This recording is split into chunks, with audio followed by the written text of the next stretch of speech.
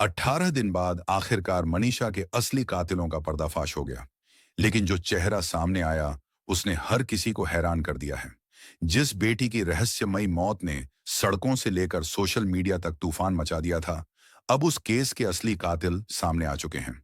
Call details, WhatsApp chats, गवाहों के बयान और ठोस सबूतों ने इस केस का पूरा रहस्य खोल दिया है। मनीषा का कातिल कोई और नहीं, बल्कि उसके अपने ही निकले। जी हाँ, चौंकिए मत। यह कोई झूठी या मनगढ़ंत कहानी नहीं है, बल्कि असली सच्चाई है। मनीषा का कातिल कोई और नहीं है, बल्कि उसके पिता और उसके मामा हैं। बहुतों को यह कड़वी सच्चाई हजम नहीं हो रही है। असल में सोशल मीडिया की सबसे बड़ी बीमारी यही है कि लोग भेड़ बकरियों की तरह झुंड बनाकर एक दिशा में भागते हैं। किसी को असलियत से कोई लेना देना नहीं होता।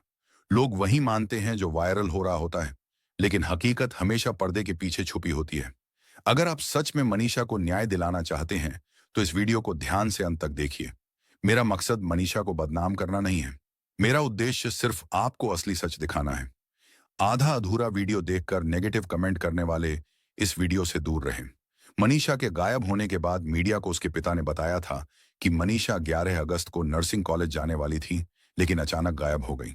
इसके बाद 13 अगस्त को उसकी लाश नहर के किनारे खेत में मिली, जहां बहुत कम लोग आते जाते हैं। सोशल मीडिया पर उसकी तस्वीरें वायरल हुईं। परिवार ने कई झूठे दावे किए, जिससे जनता में आक्रोश फैल गया। लोग न्याय दिलाने के लिए इंसाफ की मांग करने लगे। राजनीति हुई।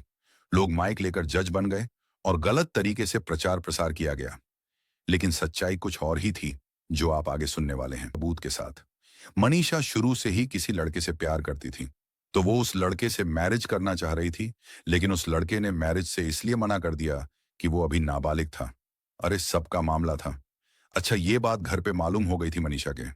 बिल्कुल, उस लड़के से शादी करना चाहती। लड़के ने मना कर दिया। लड़का माइनर है, 18 साल का। 1 महीना पहले मनीषा उसके पिताजी के द्वारा पकड़ी गई किसी होटल में, और उसके पिताजी ने, संजय ने, उसकी घर ले जाके बुरी तरह पिटाई की और अपने रिश्तेदार कि हमारी बहनों, बेटियों के पकड़े गए मनीषा के कातिलों का मामला अब सिर्फ गांव या जिले तक सीमित नहीं रहा, बल्कि सीधा दिल्ली तक पहुंच चुका है। सूत्रों के हवाले से आई बड़ी खबर के अनुसार इस केस की पूरी फाइल प्रधानमंत्री नरेंद्र मोदी तक पहुंच चुकी है और उन्होंने साफ कहा है कि जिन 3 दोस्तों का नाम इस मामले में आया है, उनके लिए सिर्फ एक ही सजा होगी, और वह है फांसी। अब तारीख तय हो चुकी है। हरियाणा के भिवानी जिले के धानी लक्ष्मण गांव की 19 साल की मनीषा अपने परिवार की लाडली थी। वह प्ले स्कूल में पढ़ाती थी और नर्सिंग ऑफिसर बनने का सपना 11 अगस्त 2025 को वह सिंघानी के आइडियल नर्सिंग कॉलेज में बीएसएससी नर्सिंग का फॉर्म भरने गई, लेकिन घर नहीं लौटी। पिता ने फोन किया, पर शाम 6:26 पर 10 सेकंड की घंटी के बाद फोन बंद हो गया। कॉलेज ने कहा कि मनीषा वहां नहीं आई और सीसीटीवी दिखाने से इनकार कर दिया। पुलिस ने शुरू में एफआईआर दर्ज नहीं की, कहकर कि मनीषा बालिग है और शायद घूमने गई हो। 2 दिन बाद 13 अगस्त को सिंघानी के पास खेत में मनीषा का शव मिला।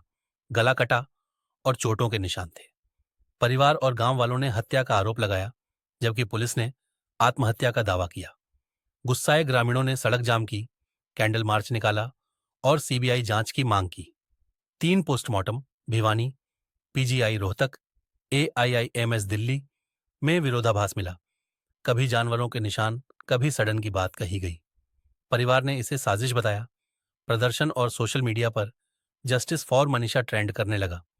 विपक्ष ने सरकार पर निशाना साधा। 20 अगस्त को सीएम नायब सिंह सैनी ने सीबीआई जांच का ऐलान किया।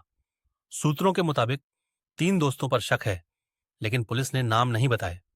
गांव में चर्चा है कि मामला पीएम मोदी तक पहुंचा और उन्होंने फांसी की बात कही, पर इसकी पुष्टि नहीं हुई। सीबीआई ने 27 अगस्त को जांच शुरू की। परिवार और गांव वाले आज भी धरने पर हैं, इंसाफ की उम्मीद में। यह केस अब